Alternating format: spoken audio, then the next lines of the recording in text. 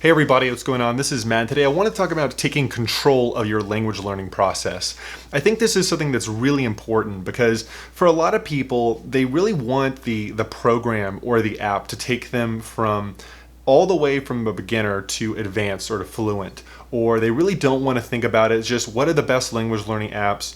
What's the best method? What's the best things? And the reality is that, a lot of language learning is about being adaptable, right? Taking one method as far as it's going to take you and then moving on to something that's better for you, right? Whether that's more fun or more effective. But the only way that you can do that is when you take control of your language learning process. And, if you only stick to that one app or that one program, it's generally not going to take you all the way to fluency. You're going to have to use many different tools, many different resources to probably get to a very high level in the language that you're learning. And, chances are too, those apps or that book or whatever is not going to be telling you, what you're good at and what you're bad at. It's not giving you kind of an assessment of, hey, you need to start working on listening or you need to pick up more vocabulary. The app is there just to keep you engaged, hopefully to make you, pay more money or see more advertisement or whatever, or buy the next lesson. And, while those programs might be useful and they might be useful at a certain stage, whether that's the beginner stage or intermediate stage, sometimes there comes a point where you've gotten the use out of that program, that app, and you need to move on to the next stage, something that's more effective, something that's more fun. And the only way you can do that is if you take initiative and take control of your language learning process. So I think that this encompasses a lot of different areas, right? In one sense, it's about assessing your strengths and weaknesses, which I have a video about, but it's always analyzing, what you're doing right and what you're doing wrong in the language learning process. Whether that's, hey, my reading is kind of weak right now, or hey, I need to pick up more vocabulary, and that's the biggest thing that I can do right now to get better at the language. But it could also be so far as, things that are not related to the actual learning of the language. It could be, stuff like I need to set goals or I need to be more consistent with my routine, right? It doesn't even have to be about learning the language. It could be the supporting mechanics of that, of like, when do I study best?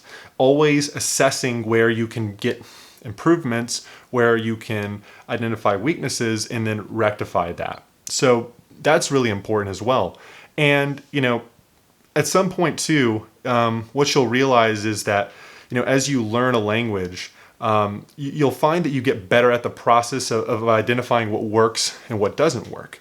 And this is a big obstacle, especially for a lot of beginners, where they don't know where to start. There's so many apps and resources, and inevitably they probably go to the very popular apps, very popular programs, which in a lot of cases aren't very effective. And they don't really know exactly what to concentrate on because they've just relied on the program or the app to get them to fluency. But ultimately, like I said, if you take initiative and you try to identify, hey, what do I need to work on? What's the best strategy worth where I'm at right now? You're going to get a lot more progress in the end of the day. You're going to get to a path of having a lot more fun in a shorter amount of time. And overall, it's probably going to be a smoother process. Now, there is a lot of setup time. There is a lot of time investment and extra work with that. And there's no one exactly telling you how to approach that. And that can be a little bit intimidating. And a lot of people just don't want to do that. But if you're willing to take that leap and decide that you're going to start exploring more, you're going to explore more apps to see what works best for you or what's more effective, or try to identify your strengths and weaknesses, or write down goals and really take that kind of initiative to make a ton of progress in the language, you will be rewarded for that. And it's a big reason why probably a lot of language learners fail is because they stick to that app or that program, which ultimately isn't enough, because learning a language takes a long time and you need to do many aspects of the language at a very high level to get really good overall at the language. So, that means reading, that means listening, that means acquiring words. And a lot of times the app does not do all of those things very well. You have to move on to something that's going to get you better at vocabulary acquisition. You have to do something that's going to help you with getting better at listening or speaking. So take initiative, take control of your language learning process. It will really help you out in the end of the day. And it's one of my biggest suggestions. So Anyways, that's what I had to say. Let me know what you think, and I'll see you in the next video. Take care.